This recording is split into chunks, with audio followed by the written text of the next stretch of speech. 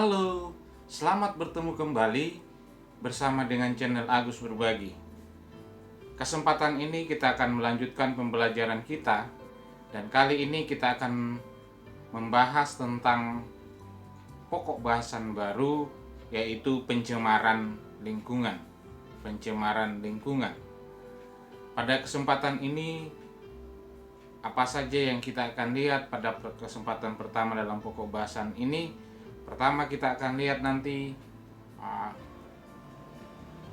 apa kompetensi dasar yang akan diperoleh melalui pembelajaran ini, baik kompetensi pengetahuan maupun kompetensi keterampilan, kemudian tujuan yang harus dicapai dalam pembelajaran ini, dan pengertian pencemaran lingkungan tentu menurut Undang-Undang Republik Indonesia Nomor 23 Tahun 1997 tentang pencemaran lingkungan, kemudian jenis-jenisnya, penyebabnya, dan seterusnya. Mari kita bersama-sama membahas tentang apa itu pencemaran lingkungan. Pencemaran lingkungan.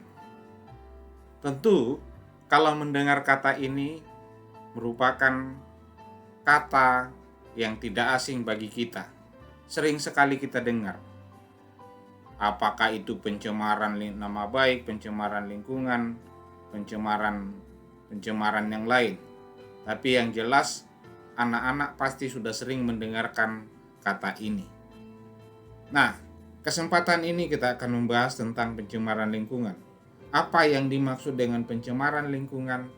Apa yang menyebabkan terjadinya pencemaran lingkungan? Ayo, mari kita lihat bersama pembahasan berikut ini. Tujuan atau kompetensi dasar yang kita akan capai dalam pembelajaran ini, ada kompetensi dasar, dan kompetensi dasar ini ada dua, kompetensi pengetahuan dan kompetensi keterampilan. Kompetensi dasar pengetahuannya menganalisis terjadinya pencemaran lingkungan dan dampaknya bagi ekosistem. Yang lalu kita sudah membahas tentang apa itu ekosistem. Kemudian kompetensi keterampilannya membuat tulisan tentang gagasan pemecahan masalah pencemaran di lingkungannya berdasarkan hasil pengamatan. Ini artinya unjuk kerja. Dua tujuan ini kita akan jabarkan dalam dua kompetensi dasar ini kita akan jabarkan lagi dalam beberapa tujuan berikut ini. Tujuan yang pertama adalah melalui pengamatan peserta didik dapat menjelaskan pengertian tentang pencemaran lingkungan. Yang kedua, peserta didik dapat menjelaskan macam-macam pencemaran lingkungan. Yang ketiga, tujuan yang ketiga, peserta didik dapat membuat gagasan tentang bagaimana mengatasi dan mengurangi pencemaran air. Yang keempat, peserta didik dapat menyebutkan faktor-faktor penyebab pencemaran udara. Dan yang kelima, peserta didik dapat membuat gagasan untuk mengurangi dampak pencemaran tanah. Nah, baik, kita bahas pembahasan kita hari ini. Dalam hal ini kita akan lihat apa pengertiannya. Tapi sebelum kita memberikan pengertian apa itu pencemaran, ada dua gambar yang saya sajikan di sini. Gambar ini adalah gambar A dan ini adalah gambar B. Ya. Ada keterangan bahwa gambar A itu daun yang jatuh dari pohon masuk ke sungai. Dan gambar B itu adalah sampah yang dibuang ke sungai. Pertanyaan saya, ayo silakan dipikirkan jawabannya. Apa perbedaannya antara gambar A dan B? Kalau dikaitkan dengan topik kita tadi, manakah dari gambar ini yang merupakan atau yang menyebabkan terjadinya pencemaran pada lingkungan? Ayo silakan berpikir. Kira-kira jawabannya apa? Nah, dari gambar ini kita bisa lihat bahwa memang ketika daun yang jatuh dari pohon itu jatuh dari sungai itu sudah tergolong sampah, tetapi kalau dilihat kuantitasnya atau jumlahnya yang masuk ke dalam sungai itu ternyata lebih sedikit dibandingkan dengan gambar B yang sampah tentu setiap hari itu dibuang di situ. Kuantitas atau jumlahnya semakin hari semakin bertambah, sehingga sangat berbeda antara gambar A dan gambar B. Gambar A boleh dikatakan bahwa jatuhnya daun dari batangnya, daun pohon, jatuhnya daun pohon ini ke sungai, boleh dikatakan bahwa sungai belum tercemar. Mengapa? Karena jumlah yang jatuh itu belum melampaui batas kerusakan sungai itu, sehingga boleh dijamin, boleh dikatakan bahwa belum tercemar. Tetapi pada gambar B, coba dibayangkan kalau setiap hari orang di sekitarnya membuang sampah seperti ini. Setiap hari akan bertambah volumenya, dan bukan hanya satu jenis sampah yang dibuang di situ, tapi itu bermacam-macam. Kalau setiap hari maka setiap dibuang di situ, maka setiap hari akan bertambah banyak, dan itu akan merusak fungsi lingkungan. Nah, dari gambar ilustrasi ini bisa saya katakan bahwa masuknya bahan-bahan ini, sampah yang dibuang ini ke dalam sungai misalnya, itu sudah termasuk, sudah bisa dikatakan ini adalah pencemaran.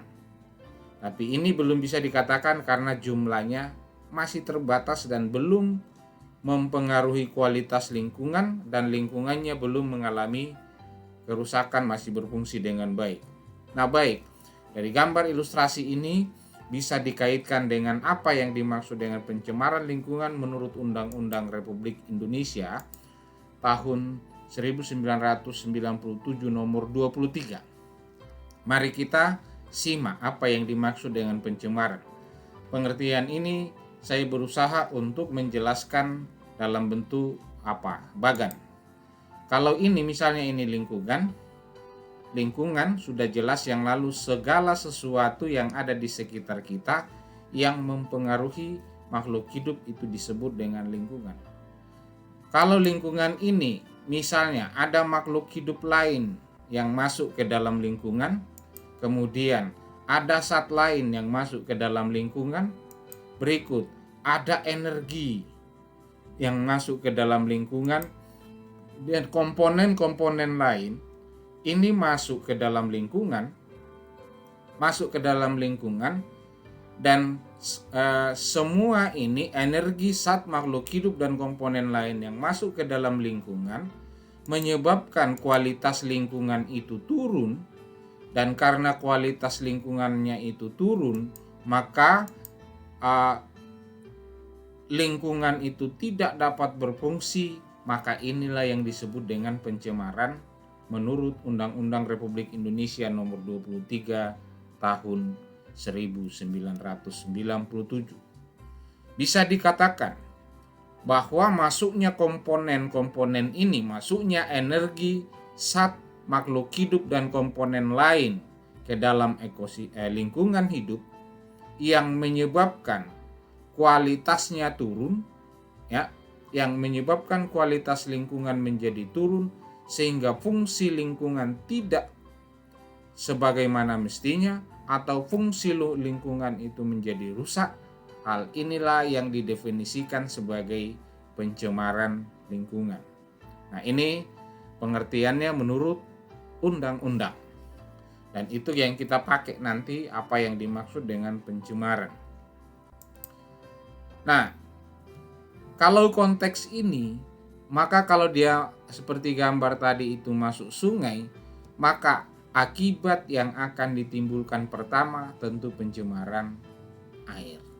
Dan pencemaran air ini itu mengakibatkan bukan hanya satu dampak, tapi berbagai dampak. Nah, nanti kita akan lihat ketika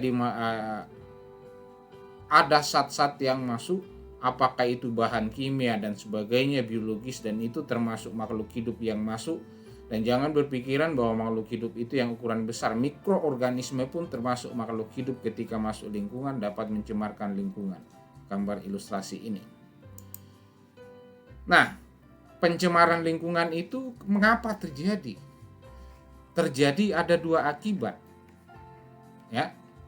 Pencemaran lingkungan yang kita lihat ini terjadi karena akibat dari apa? Pertama itu adalah kegiatan manusia. Tapi perhatikan di sini, kegiatan manusia ini bukan dalam arti individu, tetapi kebanyakan yang menyebabkan terjadinya pencemaran lingkungan itu adalah kegiatan populasi manusia. Kelompok manusia yang melakukan sesuatu yang menyebabkan rusaknya lingkungan hidup, tercemarnya lingkungan hidup. Tentu anak-anak bisa melihat kira-kira kegiatan-kegiatan manusia itu yang bisa menyebabkan terjadinya pencemaran lingkungan. Dan sekali lagi di sini yang dimaksudkan adalah kegiatan manusia dalam arti populasi. Silakan mencari contoh-contoh kegiatan manusia yang dapat menyebabkan terjadi pencemaran lingkungan. Faktor kedua adalah faktor alam. Faktor alam ini tidak bisa dihilangkan. Yang kita bisa lakukan adalah akibat yang ditimbulkan pencemaran lingkungan karena faktor alam ini bisa diminimalisasi dengan berbagai tindakan. Misalnya kalau gunung meletus, gempa bumi, dan sebagainya, longsor dan sebagainya, itu adalah peristiwa faktor alam yang bisa menyebabkan pencemaran lingkungan terjadi dan tidak bisa kita hindari, tetapi bisa diminimalkan oleh berbagai tenaga atau yang berkompeten di situ. Akhir-akhir ini, awal tahun ini banyak sekali bencana yang terjadi, bencana alam yang terjadi, itu tidak bisa kita hentikan, tapi dalam peristiwa ini bisa kita hindari dan kita minimalkan akibat yang ditimbulkan lagi pada lingkungan yang baru. Nah, ini dua penyebab utama. Tetapi kalau nanti kita lihat memperhatikan secara mendalam, ternyata yang lebih banyak berperan, kontribusi yang paling besar dalam pencemaran lingkungan itu adalah kegiatan manusia. Nah, ada 3 jenis kalau kita kelompokkan, dan kita akan lihat nanti pada pertemuan berikutnya. Ketiga jenis itu kita akan lihat nanti ada pencemaran air, kemudian kondisi gambar ini sudah termasuk dikualifikasikan bahwa ini sudah disebut dengan pencemaran air. Dan dalam pencemaran air nanti kita akan lihat apa standar air yang belum tercemar, ciri-ciri air yang belum tercemar. Kemudian yang kedua adalah pencemaran udara, apa penyebabnya nanti dan bagaimana cara menanggulanginya walaupun misalnya pabrik ini tetap didirikan. Kemudian pencemaran tanah, apa penyebabnya, bagaimana cara menanggulanginya.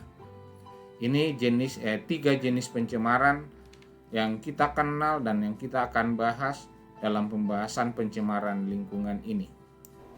Demikianlah tadi pembahasan kita tentang pencemaran lingkungan, pengertian pencemaran lingkungan. Pencemaran lingkungan terjadi akibat dari apa, kemudian ada 3 jenis yang telah kita lihat secara garis besar, dan selanjutnya kita akan bahas setiap jenis ini. Sampai bertemu kembali bersama dengan channel Agus Berbagi.